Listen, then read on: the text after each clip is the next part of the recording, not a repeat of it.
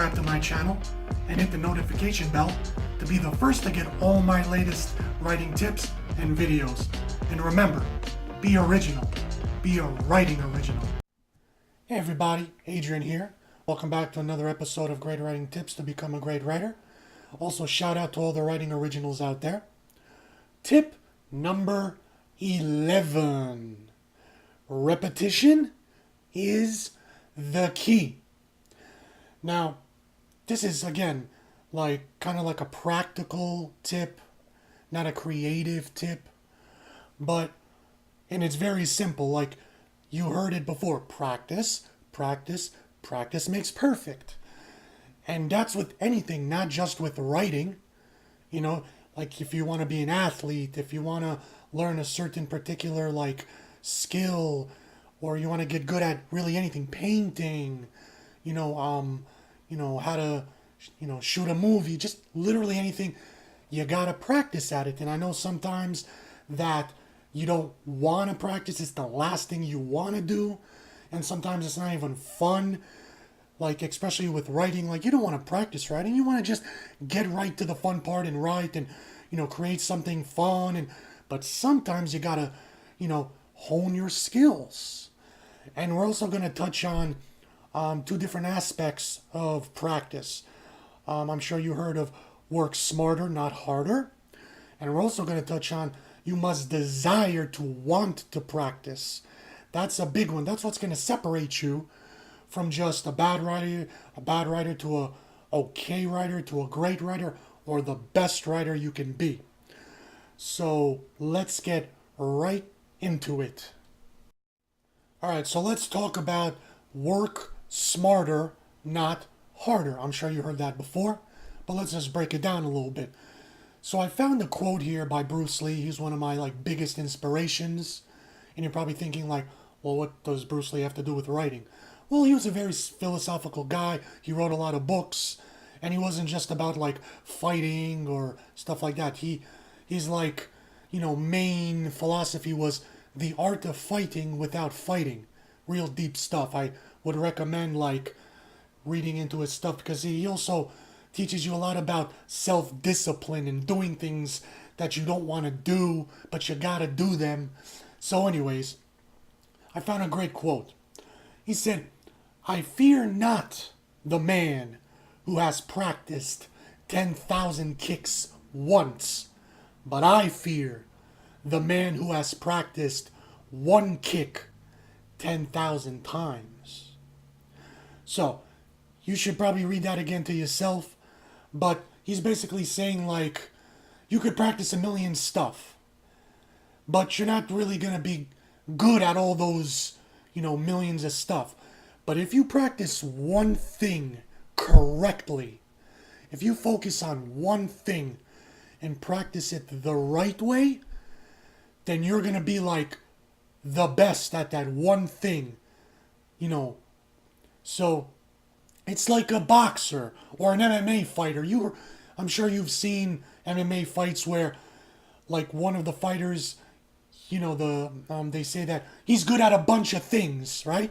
He's good at grappling, he's good at boxing, he's good at kicking, he's good at going to the floor, he's good at ground and pound. But the other guy, the opponent, he's not. The other opponent is great at one thing, maybe great at punching.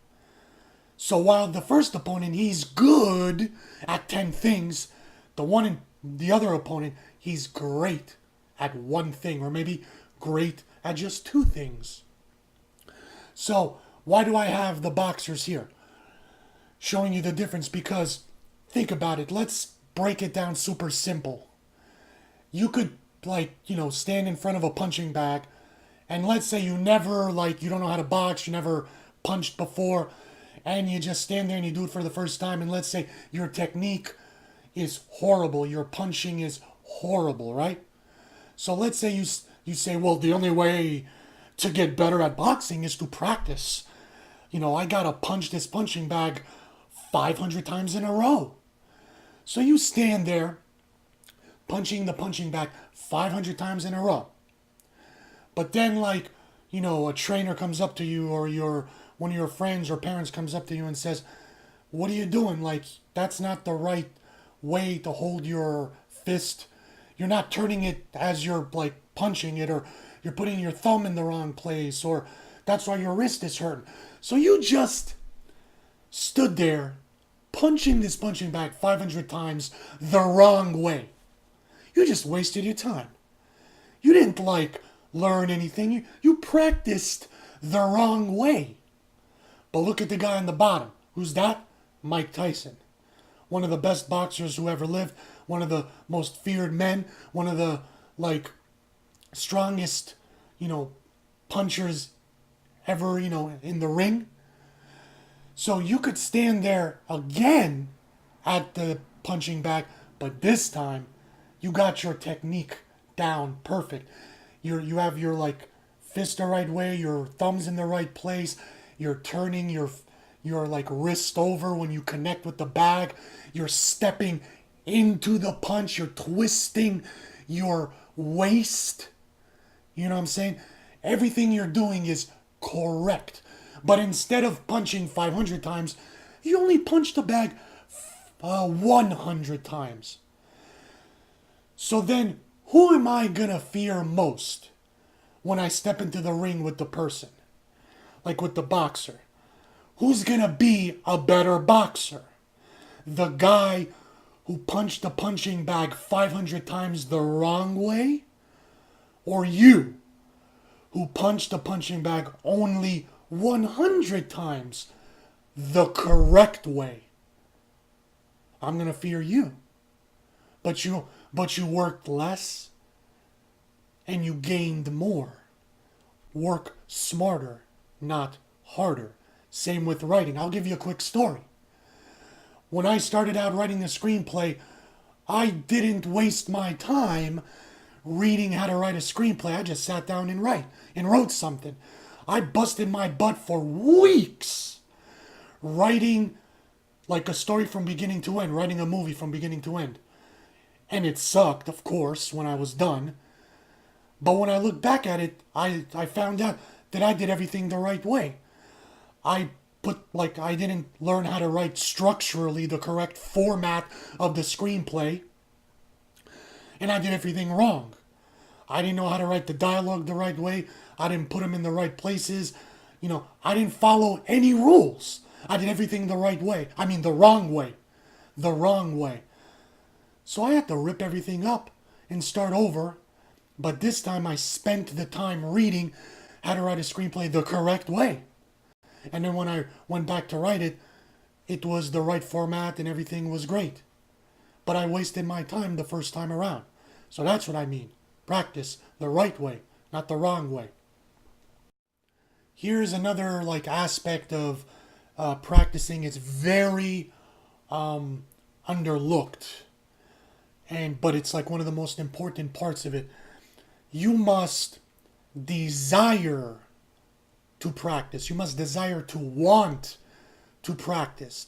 It's not just about being a great athlete or being a great writer because you put in the hours, or you put in the hours the right way. You gotta want to put in the hours. No one has to force you or make you or trick you mentally to force you to get up every morning and go into the gym or sit down and write or whatever it is you want to practice at. Remember, this is not just having to do with writing. So if someone always has to run into your room and splash water on you, and they're like, okay, you got to get up at 5 and start working out or start writing or start practicing whatever, and you're like, oh, come on, 5 more minutes. It's like, yeah, you said that 17 more times before, and then you go to the gym and you're like, oh, do I really have to lift all this? Do I really have to sit down and write some meaningless, crap? I just want to get to the good stuff. You're not going to be the best writer. You're not going to be the best athlete or whatever it is. You're going to have to mentally prepare yourself to want to practice. So let me give you some examples. That's why I have all these things here. I took one of the best athletes of all time, Michael Jordan. That's him as a kid. And let's look at a little quote he said. He's like, I've always believed that if you put in the work, the results will come. I don't do things half-heartedly because I know if I do, then I can expect half-hearted results. So as a kid, like, I'm sure he had his father pushing him a little bit, but his father ingrained that work ethic, that desire to want to practice. And after a while, his father didn't have to push him anymore.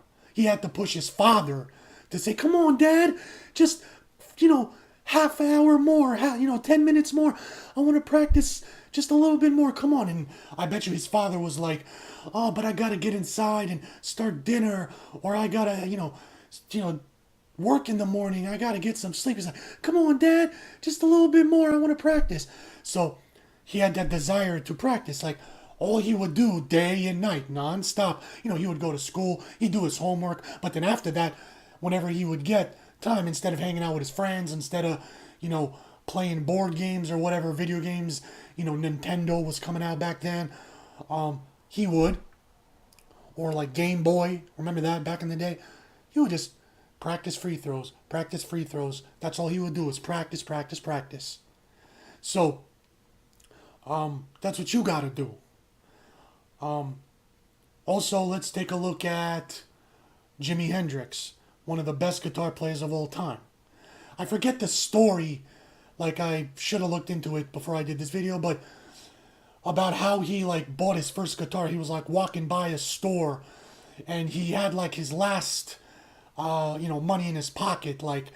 It was that or nothing. So he decided I could go buy some food and eat for the day, or I could spend it on, some whatever. But instead he decided, hey, let's spend it on that guitar that I see in the window. So he spent his last, money he ever had left on a guitar. Now what he did was, day and night, he sat down in his shitty ass, one-room apartment, staring out the window with his guitar, and he practiced chords and notes and songs and everything non-stop every day until his fingers bled. And when his fingers started bleeding, he didn't take a break. He continued until his fingers were sore and bloody to the knob, and he was in excruciating pain, and the strings and guitar neck were dripping with blood. But he continued.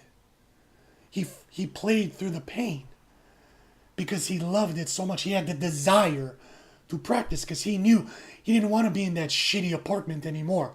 He didn't want to struggle for food or for whatever. And he wanted to be the best, not just a guitar player or a pretty good guitar player or the top 5 guitar players of all time. He wanted to be number 1. Just like you should strive to be the number 1 writer, to be the best writer you could be. Not just a okay writer, not just a half-hearted writer. You get the point. Here's a quote Hendrix said. Sometimes you want to give up the guitar. You'll hate the guitar. But if you stick with it, you're going to be rewarded. Just like I mentioned before. You are going to have moments where you hate writing.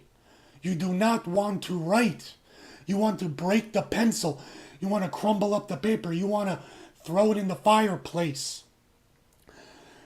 But if you stick with it, you're going to be rewarded. You might win an Oscar. You might win the writing contest you submitted.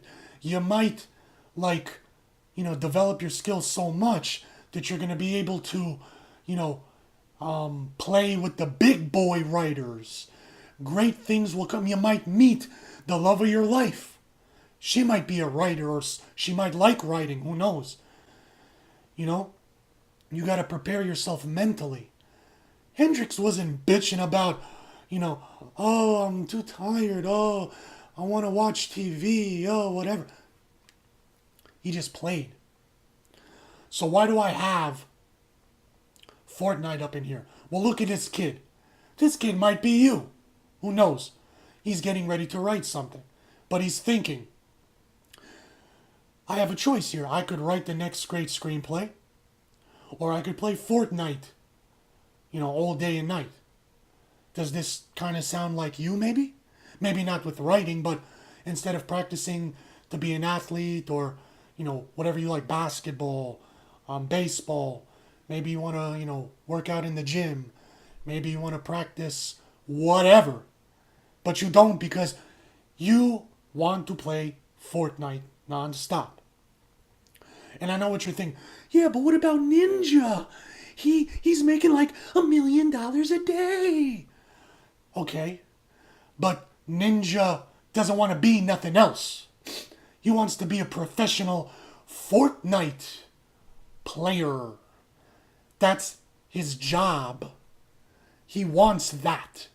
If you want to strive to be the greatest Fortnite player in the world, or the greatest, you know, video game player in the world, then apply the tips that I'm giving you to desire to practice and work harder, not smarter, and, you know, all this practice, and apply it to playing video games.